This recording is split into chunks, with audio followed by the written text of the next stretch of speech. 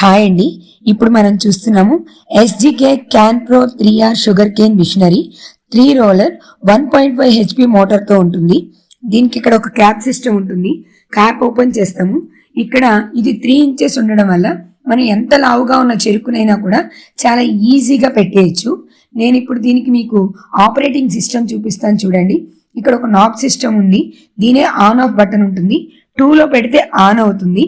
మనం అలా ఆన్ చేసిన తర్వాత ఎంత లావుగా ఉన్న చెరుకునైనా సరే చాలా ఈజీగా పెట్టేయచ్చు. దీనికి అసలు పెద్దగా స్ట్రెయిన్ అవ్వాల్సిన అవసరమే ఉండదు.